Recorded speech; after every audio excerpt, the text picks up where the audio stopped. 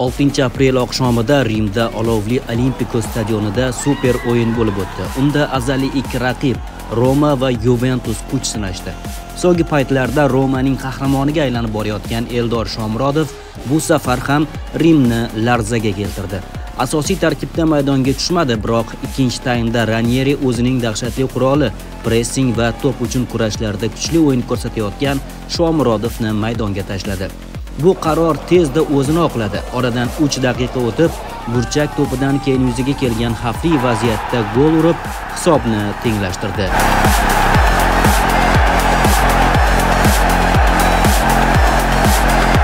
Minglagan muxlislar Olimpico stadionida Shomurodov deya hayqirib, o'zbekistonlik gladiatorni olqishladi.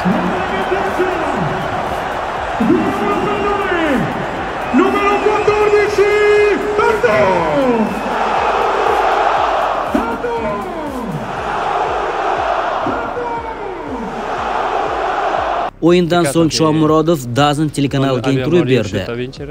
Maydonga tushishdan oldin Ranieri menga Artyomga ko'proq yordam berishim kerakligini aytdi. Ikkinchi bo'lim yaxshi boshlandi, afsuski g'alaba qila olmadik.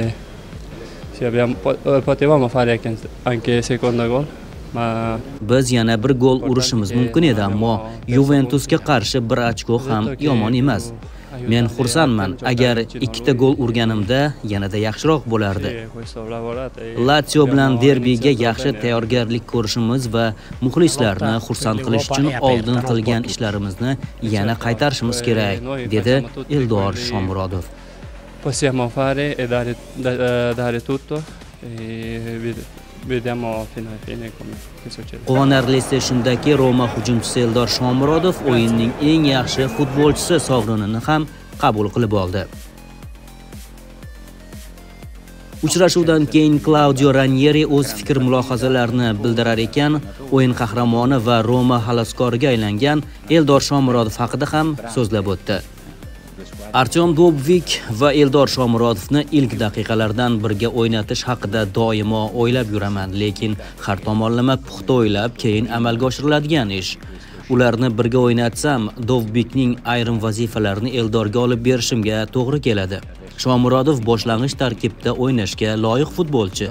Biroq har ikki hujumchini birdaniga maydonga tushirsam, keyinchalik bu pozitsiyani kuchaytirish uchun boshqa forvard qolmaydi. Tarkibimizda hozir ularning o'rnini bosishga qodir boshqa markaziy hujumchi yo'q. Men ikkita hujumchi bilan o'ynashni istayman, lekin o'yin davomida birortasi charchab qolsa yoki jismoniy muammolar paydo bo'lsa, ularning o'rniga kimni maydonga tushiraman? Mana shuning uchun ham hozirgacha asosan faqat bir markaziy hujumchini maydonga tushiryapman. Lekin shunga qaramay hech qachon faqat shunday bo'ladi deb bo'lmaydi. Bir qarorga kelishdan avval men kamida 2 karra o'ylab ish ko'raman. Chunki Dobvik ham, Shomurodov ham jamoa uchun borini berishini yaxshi bilaman. Eldorni zaxiradan o'yinga qo'shib, Dobvikka bo'layotgan bosimni kamaytirishga urinaman. Shomurodov esa har doim boshlang'ich tarkibda o'ynashga loyiq futbolchi. U zaxiradan maydonga tushganida ham o'z ishini yuqori darajada uddalaydi.